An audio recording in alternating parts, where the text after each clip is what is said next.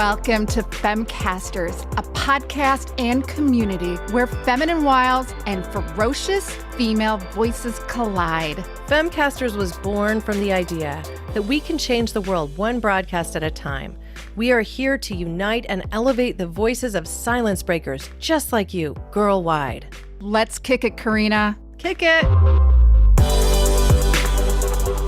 So you're a bow lady, Lucia, who is donning a Canadian flag bow on her head. I mean, you've disarmed us. The five, do we need to discuss the bow? We need to discuss the bow because the bow is disarming. And I mean, just even at this conversation, just the bow distracts me. It makes me laugh and it makes me more curious, even though it's like, you guys have to see this bow. So what we're saying is people have to go watch this episode on YouTube. Yes. For sure. Yes. So yeah, doing a little description, I'm wearing a Canadian flag for those of you that may be visually impaired or only listening. It's a very big bow. I'm wearing a 9-inch bow across the top of my head in Canadian flag colors with a little maple leaf in the middle. Yeah. So Lucia, you are a communication strategist and obviously into comedy too. So let's talk about being a great guest. That's what you're here to discuss with us today on Femcasters. How can we all be the best guests possible? Or not a sucky guest. Or not a sucky guest. How not to suck as a How not to guest. suck. Yes. How not to Yes. suck. How not to suck. I think, if you don't mind me going a little woo-woo. We wouldn't I expect think- anything else. You know, We how I started love with the a bow, woo-woo. you know? Yeah, the woo-woo. Yeah, differentiate yourself right off the bat. So I think I'm modeling that really well. There's a very precise way to be a great guest. I think, do you want to list or do you want to dissect them as we go? How do you want to be? Let's have a conversation, I'd rather Lucia. do that. I'd rather do that. Yeah, or even just like I like examples too, like when somebody was a really bad guest without naming names. We don't need to villainize anybody. But I think like when we talk about what it is to be a good guest or what it is to not be a good guest, it's helpful to get a vision, a picture in your mind. If you tell the story of the bad guest, I will give you the perfect solution for how not to do that. A boring guest, a dry guest that continually talks and has no investment in the conversation. Right. I think that in my experience as a fancy spokesperson trainer, is going to be 90% of that is nervous, 10% is lack of preparation. Because the people who drone on and on and on, they've actually gone over the material. They know that they have a big vat of stuff they want to say. So technically in content, they're reasonably prepared. They just haven't chopped it into digestible bits. And they're so nervous. They're just like, and so we forget in a conversation when we're on someone's show that it is a performance, and we are here to give energy and enthusiasm and passion about our subject matter to the audience. You know, my philosophy as a communication strategist has always been to be an audience advocate. Everything I've done, media relations, spokesperson training, all the blah, blah. It's always been through the lens of the audience. And so we don't want to show up kind of tired and stuff and just trying to talk about the stuff and the things. No, we have to do jumping jacks before we sit down at the camera, and we have to level up our energy a little bit because we have a responsibility to not put the audience asleep. Or wear a funny hat, or do whatever makes you enthusiastic and happy about your subject matter. We can get into a more detailed breakdown of pre-production strategy for being a fantastic guest. But I really want to lead with cheer up. For God's sake, people, cheer up when you go on someone's show. You know, even if it's a traumatic topic, you can still put energy and passion into it. It doesn't have to be a laugh fest. It just has to be energetic, and practice and rehearse and be clear on your purpose and get her done. Well, I think sometimes people can get paralyzed if they feel like they have to over prepare for something. So, what do you think would be a few key tools to help someone prepare for something like a media tour? You actually have to rehearse. So I want to dispel a myth. As an actress, I want to dispel a myth. Rehearsal does not make you inauthentic. Rehearsal does not make you into monotone robot. Rehearsal is where you get to figure out how you want to say the sentence, if you want to give it lots of stuff or if you want to bring it down a little bit. Like rehearsal practice, like just read your stuff out loud and figure out where you're going to put range in. So with my clients, I literally make them put numbers down the margin. Like if big and big is 10 and this is your whole blurg, then how are you going to be? Like put a little variety in it. It's much more fun and it doesn't take out the authenticity. And ad-libbing is fine if you've been seasoned and you're really good at your subject matter and you've done 1,000 of these shows. Ad-libbing is fun. But for those that are new or those that are just starting out, Femcasters is such a great platform, and there's all these people just starting out in podcasting, and everybody's going to be guesting on each other's shows. We need to be prepared. So I'm a fan of rehearsal. I training spokespeople, doing media relations, crisis management, all of it. When you have an executive who's pooping their pants because something's gone wrong in their company and they need to do a press junket, you need to rehearse them until they know it, until they're good, until they're strong. So I recommend that for most people going on is just read through your stuff, figure out how you want to say it. Make sure that your mouth is all warmed up to say all those words. Sometimes we go on a podcast after we haven't talked all day and then we go blur, blur, blur, blur. It doesn't come out right. Let's do a couple of those exercises. I remember this from a clubhouse room you were Oh, doing, and I I absolutely love loved these. it. So So- let's demo it for people. Because Okay, it then sounds that should silly, be but fun. it's good. Yep, let's do it. So one of my favorite things to do with people when they're about to go on is in that 5 minutes, 10 minutes before they go on, it's really important to literally warm your face up. Let's all warm our face up.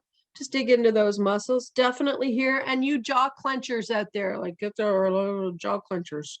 Wake the muscles up, massage the jaw a little bit. What happens is, as a rule, we speak with our mouth hardly open at all. However, when we're doing a show, one of the greatest ways to infuse energy into the way that you speak is to just make sure that your lips are moving, your jaw is open. But let's do an exercise, shall we? Let's warm those lips up. So it's really easy. Just picture yourself with your lips on the belly of a cute little baby and let's go zerb it. It just feels so good. And then the other one is to say peachy weechy. Peachy weechy. Peachy Come on, Karina, say weechy. it. Peachy weechy. Peachy Come on, weechy. girl. Peachy Peachy weechy. weechy. It makes you smile hard. But you have to do these things in an exaggerated, embarrassing way for them to be effective. There's no dignity in rehearsal. Is peachy weechy a technical exercise?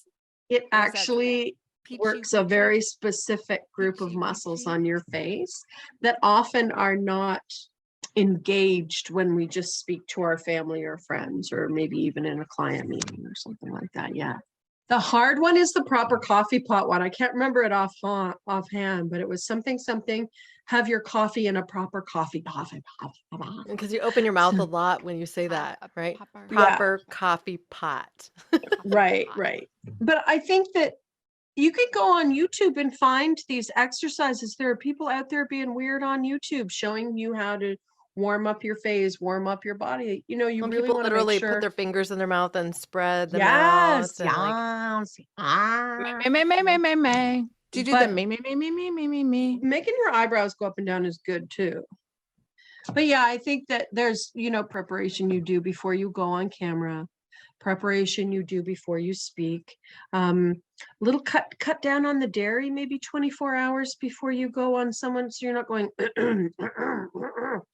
but make sure you got a little water on hand, keeping things lively, and brush your teeth. Brush your teeth. 100%. You make me laugh. I mean, if anyone can see her, Karina and I are smiling ear to ear because I we're just looking had to at show her. my teeth. I brushed them just before I came in here because there's Me something too. about when your teeth are really clean, your lips don't stick to them as much. And I know these are subtle things, but it affects the noise that your mouth makes. And so if you're mic'd appropriately, you might hear more mouth noise because your teeth are a little dirty. But here's a really interesting part about brushing your teeth before you speak. So a lot of people are nervous. Even I can get nervous. It gives you dry mouth. So if you haven't brushed your teeth and there's crud and bacteria and old stuff in there and you get the pasties, you'll hear this on the microphone when someone's talking. That's so gross. So if you brush your teeth, sluice it out, get the saliva glands working, that's why you brush your teeth, because you want your saliva glands in full tilt. But then, the pre-production part, I think that's really a marriage between guest and host. So I'm often asked to speak on shows where if I say, sure, send me over your pre-production material, they're like, what? They don't know. They don't know. People don't know what they don't know. These are not character flaws. These are people really well-intentioned that just aren't doing the prep. But I think that if you're going to be on a junket, if you're going to go on a podcast tour, then you yourself can help raise the standards in the hosts as well by saying, here's my talent sheet or your one pager, whatever you want to call it. Some call it a media kit. There's a blur in the industry right now between media kit for press and media kit for podcast. It's the same thing. But really making sure that you can get your needs met by the host, like taking a little bit of control can be done by email, a quick chat. Some hosts to prefer to prep their guests in an informal way. I think that works for really well experienced guests. I don't think it works for newbies. I think you have to help them with just a smidge of structure. So here's how the show's going to open, laying out the lay of the land. Here's the formula. And then as a guest, it's your job to ask the question if the information is not forthcoming. So we know we need to prep. We need to listen to episodes of the host prior to. Get the formula down because they may not give it to you. Take responsibility for your take responsibility for your performance. Mm-hmm. Being a repetitive, compelling speaker is hard work. It's athletic. We need to be engaging the diaphragm to make sure our voice is strong. We need to make sure our posture is great so that we're oxygenating properly. So, Lucia, some people also choose to stand when they podcast or when they present. And yeah. I mean, this comes from my early sales training because I came from sales in so many ways. But one of the things that women in particular can do to help their voice just sound deeper and more resonant is to stand. And so if you have one of those telescoping desks that can come up or down and you have a microphone that you have on a swing arm, you can actually set your life up to host a session standing and come through with more authority. My computer is actually on a riser so I can raise and lower my computer. Mm-hmm. So often I will, she's getting ready. Look at her. Standing. I like that. No, but it's so true. And I just had to stand during this episode because I do feel like a power when you do stand or you're moving. You get a lot more energy. Yes. And I feel and like your diaphragm isn't all squished. Mm-hmm. That's so true. So that's an interesting point that you made, Karina. Well, we can get a Veridesk. That's one of the branded ones. You can go up and down really easily with something like that. There's tons of good ones. Yeah. There's so many. Yeah. And I mean, I have now this telescoping arm. I got a really nice one because the company I'm working for actually paid for this and the new mic because I'm going to be creating a podcast to support the brand launch. So I'm like, yay, okay, like making these New all come toys. together, new toys, but it works so much better and with just its precision. So it's something I'm thinking about doing is actually getting to a space where I can raise and lower the desk. I just don't have it set up right now. Oh, no, it makes such a difference when I'm standing, just standing for those 5 seconds I did. Yeah. You So the know, green it screen makes behind me goes to the floor. And I shove my desk out of the way. I prop it where I want it. I get my lights going. I get my stuff going. And I'm a firm believer that if you can get your hips in the shot, you're more memorable because you're having all the body language. I think we were talking about that on Clubhouse today, weren't we? Having all the body language. So that's why I make sure my shoulders are there, my hands are in play. But getting shoulders and hips on camera makes such a big difference. But not all podcasters want their podcast guests to present that way. We're very empathetic creatures. If we see someone taking the breath, we're more with them emotionally. A compelling speaker has the audience breathing the same way they are. So having them catch their breath or slow down or pace up or whatever. But yeah, I think being clear on your purpose is one thing I wanted to make sure we covered. I know you covered it really well with my business partner, Adam, and that is the purpose of why you're in the room. So being clear on your purpose, understanding what your message is, and then doing the preparation you need to do. Everybody has a different skill level. Everybody has a different frame of reference for being in front of others and talking. Some newbies are just getting used to how they sound and appear on the camera. Like, oh my God, my jowls, my mom's jowls. People are getting used to the way they look. So we have to make sure that we do a little rehearsal, like get your lighting. I had to set up new lighting because my ring light committed suicide. So had to make sure I was prepped. Took 30 minutes to do the new setup because they were still in the box.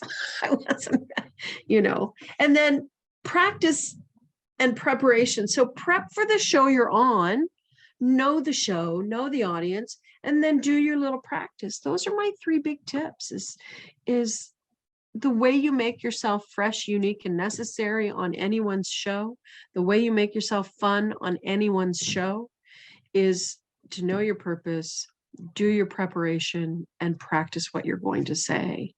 That's really my 3 biggies. Claudia, let me know. I have to say 3 biggies that make a lot of sense to me. I've done so much guesting specifically on the topic of my podcast, Care More, Be Better, which is my flagship podcast, that I feel like at this point, I don't have to prepare for that at all, if that's what I'm going to be talking about.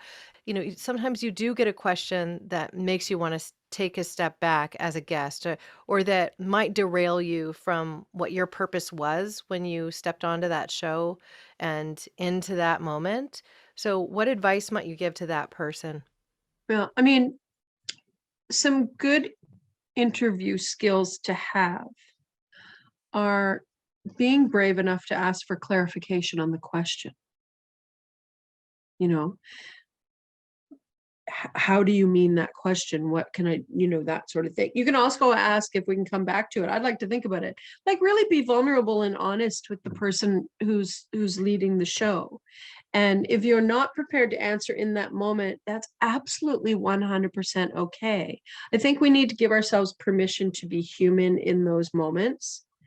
But also, you don't have to fill every silence, like a little second of silence. Nobody dies from that, everybody. Like answering a question that is unexpected. You can see people going through the filing cabinet of information in their head because their eyes change the way they move. A good host prepares the question in a way that gets the person thinking about it while they're being asked. That's a good hosting skill.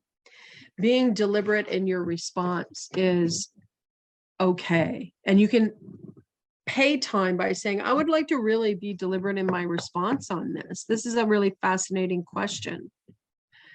And then the other tactic you can say is, do you mind if I think out loud about it for a moment? And just bandy the idea about. I think the podcast world, I mean, look, there are 10 podcast formats, right? So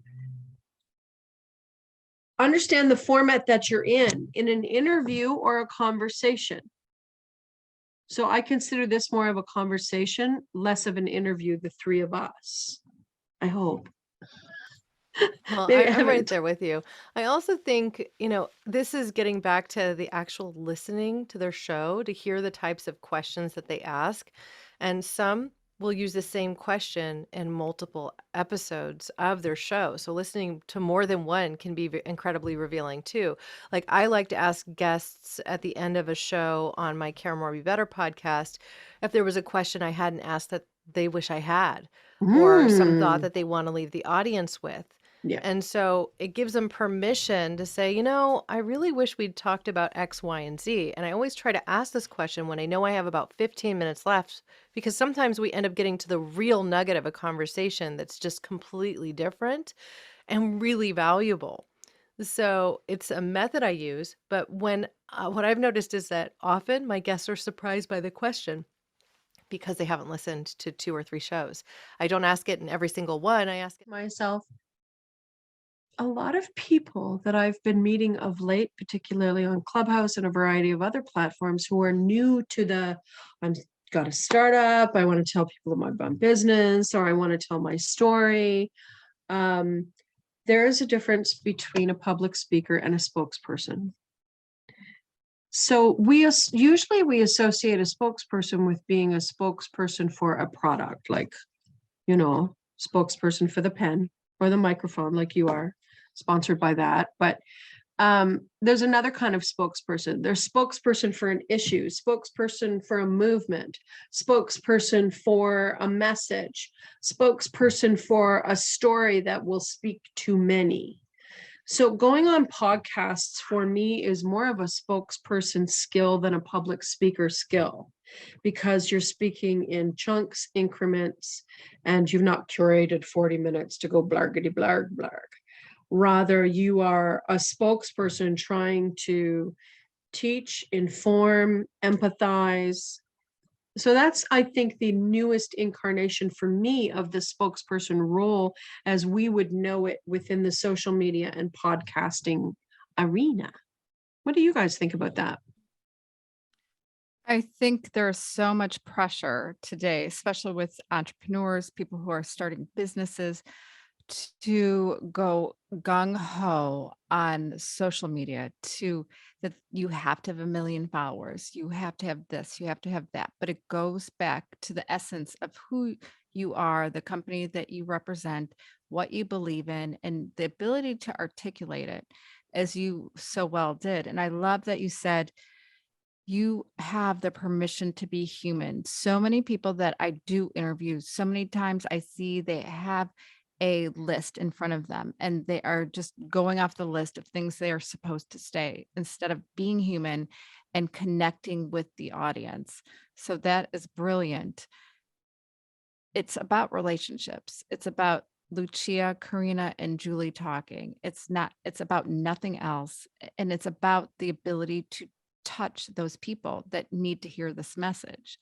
And people get that wrong. People think that we need to be getting followers, we need to be getting listeners, we need to be blah, blah, blah. It all ensues when you ensue your purpose. It's not about chasing shiny objects. I always want to ask people, what are you doing with the followers you already have? Everybody wants more, but if you're neglecting your current community, that's something to think about when we're considering touring on podcasts, considering doing speaking events.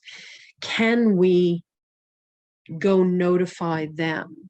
Can we say things like, I haven't oh my God, we've been on LinkedIn for 14 years and we have never so much as had a conversation. Just acknowledging the gap in communication opens communication. And I think the humanity of these conversations, the informality of the conversations that take place on podcasts. And I think that's one thing that people going on podcasts need to remember is you're allowed to have the feelings while you're there. You're allowed to have a full range of feelings while you're there, even if one of them is awkward. I mean, I'm the queen of dorky and awkward and all of that, but I don't take myself too seriously about it. That's why I wear the bow, or I will do something else. If it's not the bow, I guarantee you I do something else in the course of being there, because I want the audience to relax a little bit. I don't want them to feel like they're in school.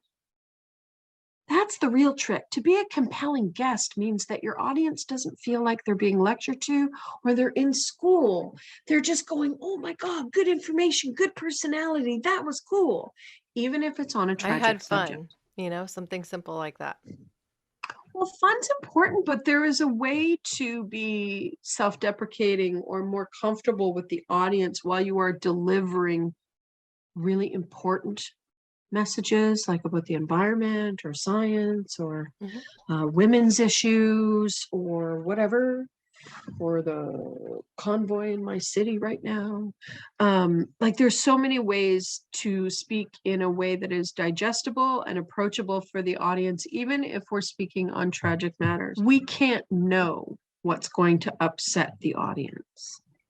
We can make certain assumptions based on what we know about people's response to trauma. It's understanding your message, who you are, and it's understanding the audience that you are speaking to. And so many people come on to podcasts and have no idea the audience they're speaking to. So you said that so eloquently, Lucia.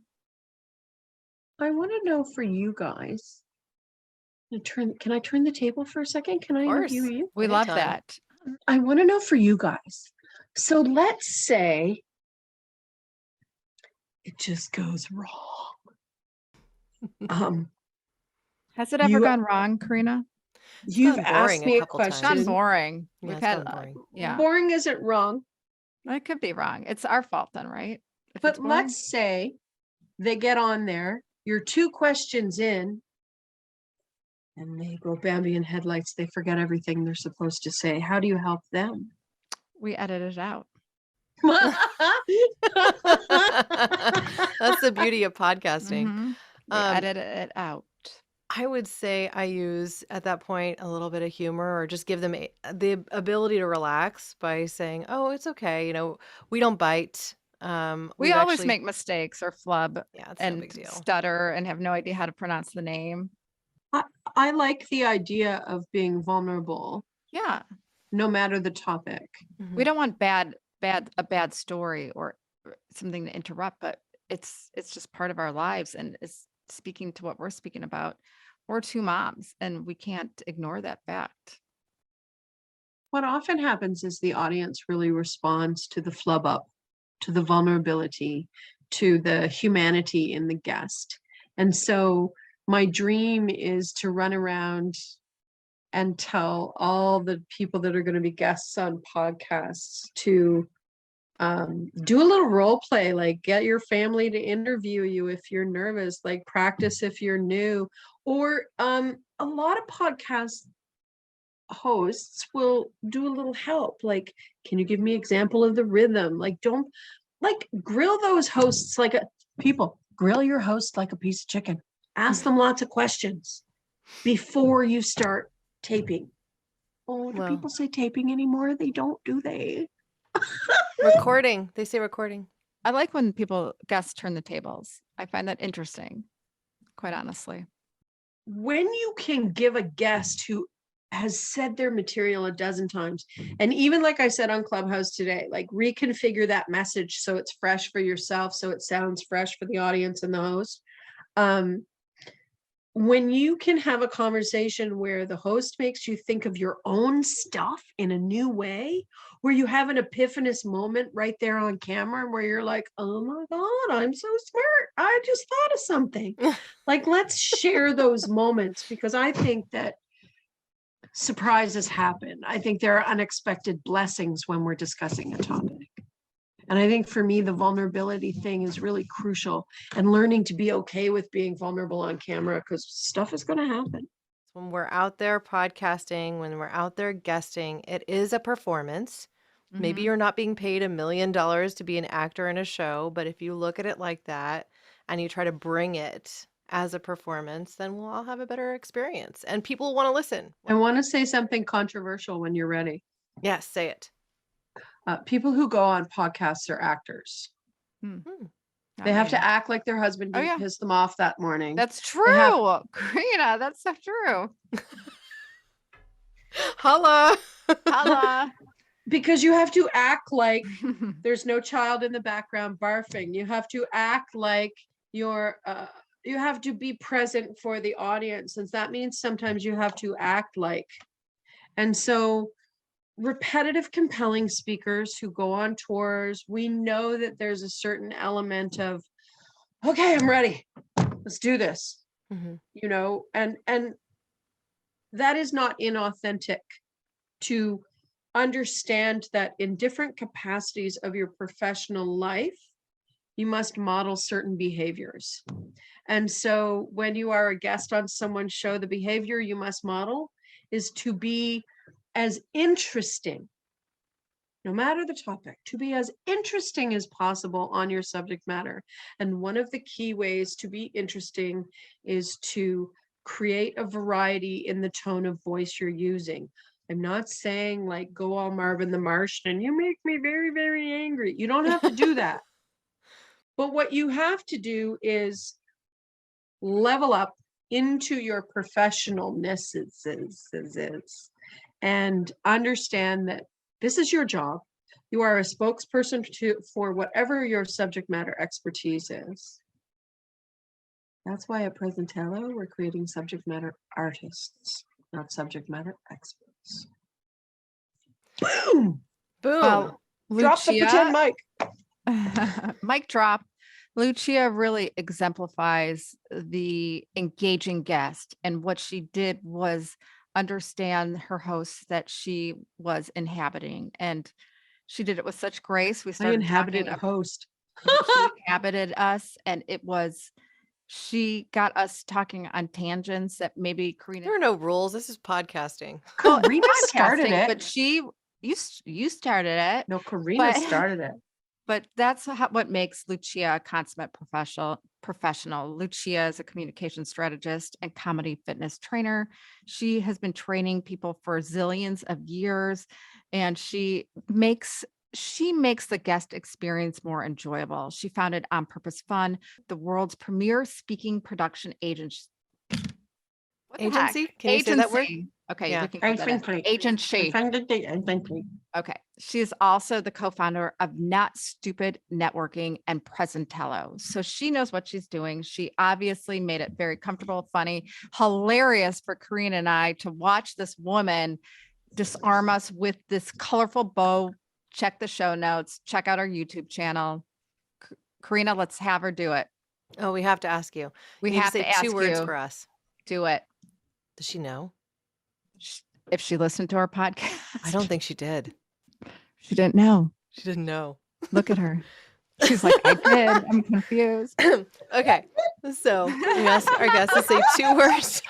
I did, but I confess that I didn't listen to the close of any of the 3 Huh? podcasts I listened to. So I'm That's a fine. bad That's okay. guesser. We adore you anyway. Kick it.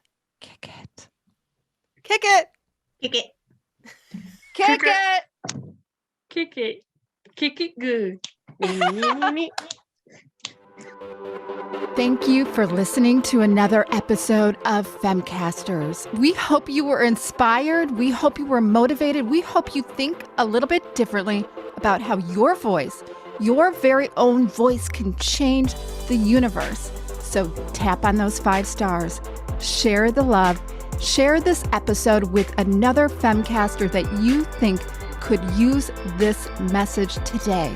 And head over to femcasters.com for all the goods we covered today, including tools to elevate your voice. You can join our exclusive community and celebrate the Femcaster in you. Together, we can elevate the power and the voice of women girl-wide. Let's do this.